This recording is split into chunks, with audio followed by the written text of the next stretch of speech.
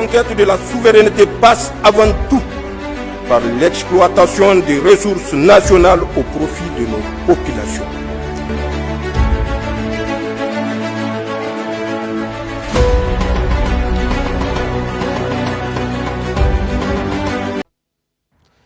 Camarades combattants pour la liberté, l'indépendance réelle et la souveraineté, je vous salue.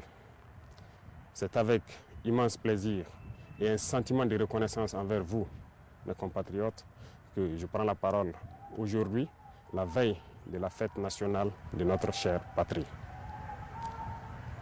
Avant tout propos, j'aimerais donc remercier le bon Dieu qui a fait en sorte que ce jour soit, et pour tous les bienfaits pour notre chère patrie durant toute cette année 2025.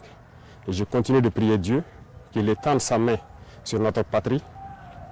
Je rends un vibrant hommage à toutes nos forces combattantes qui aujourd'hui, depuis plus d'un an, sont lancées dans une offensive audacieuse dans des territoires qui étaient autrefois considérés comme des bastions de l'ennemi et qui sont en train d'effectuer avec brio la reconquête de notre territoire.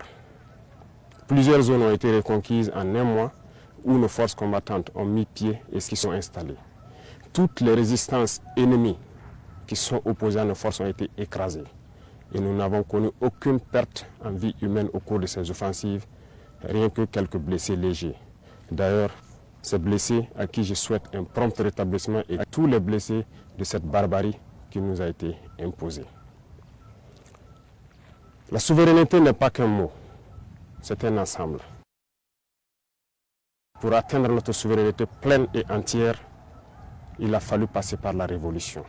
Cette révolution progressiste populaire décrétée est en cours. Le Burkina Faso aujourd'hui est une vitrine, est un modèle.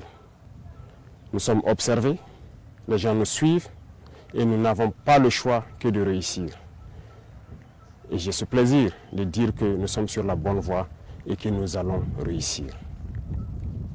C'est pourquoi tous ceux qui se battent pour atteindre cette souveraineté, cette indépendance réelle, je les exhorte à continuer le combat. Et tous ceux qui étaient encore dans le doute doivent rejoindre le bateau et pouvoir conjuguer ensemble nos efforts. Tous ceux qui communiquent pour éveiller la conscience de nos populations doivent encore amplifier la communication, intensifier, redoubler d'efforts. Des exemples nous sont donnés à travers le monde, à travers l'Afrique. Ces organisations africaines qui brillent par leur médiocrité, qui ont des comportements aux antipodes de l'honnêteté, qui ont des comportements aux antipodes de l'africanité, sont des exemples palpables qui doivent nourrir les débats pour pouvoir éveiller la conscience des jeunes. À tous ces opérateurs économiques qui avaient l'habitude depuis des décennies d'exporter nos matières premières et de réimporter des matières finies, je les exhorte à changer de logiciel, à comprendre qu'il faut industrialiser notre patrie. C'est là la souveraineté. Ça créera de l'emploi et ça nous permettra de transformer nos matières premières et maintenant devenir exportateurs des produits finis. À tous ces enseignants, ces braves enseignants à qui je tire mon chapeau, qui se battent corps et âme pour transformer les tout-petits, les rendre plus patriotes, plus civiques, les rendre révolutionnaires dans l'âme, je vous exhorte à continuer ce travail, parce que c'est par eux que nous pourrons maintenir le flambeau de notre patrie. À tous ces acteurs du monde de la santé qui font des prouesses aujourd'hui, qui hier nous croyions impossibles au Burkina Faso, je vous exhorte à continuer de vous battre.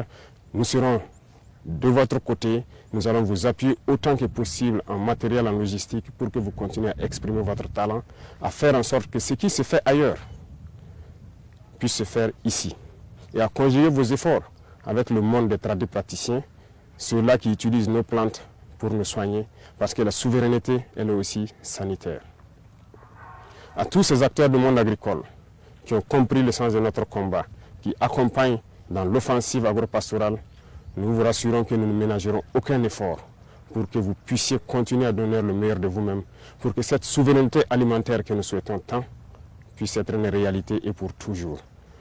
Quiconque parle de souveraineté ne peut pas tendre la main pour continuer à demander à manger. Ça passe obligatoirement par là. Tous ceux qui se battent pour que nous puissions atteindre cette souveraineté sur tous les plans, pour que nous soyons réellement indépendants, je vous encourage à continuer le combat, à intensifier le combat parce qu'il faut que nous allions vite et bien. Pourquoi je le dis? Il faut que nous allions vite et bien parce que tout le monde nous regarde.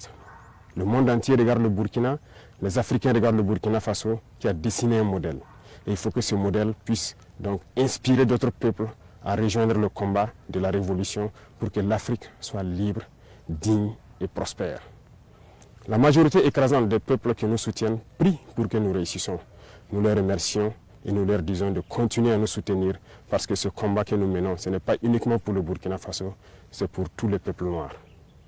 Cette minorité qui est encore perdue, égarée, qu'elle soit au sommet des États, ou bien ces populations qui n'ont pas encore compris, qui continuent à prier pour que nous échouons, nous leur disons merci parce que leur haine nous permet également de continuer le combat et d'aller de l'avant.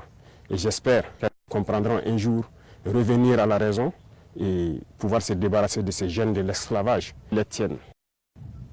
Le combat contre l'impérialisme, le néocolonialisme et toutes ces manifestations se mènent tous les jours que Dieu fera.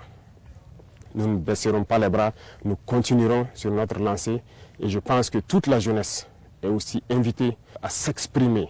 Nous continuerons à les encourager pour que nous puissions atteindre nos objectifs parce que la souveraineté, l'indépendance, la liberté que nous voulons pour vivre en paix au Burkina Faso, c'est tout cela.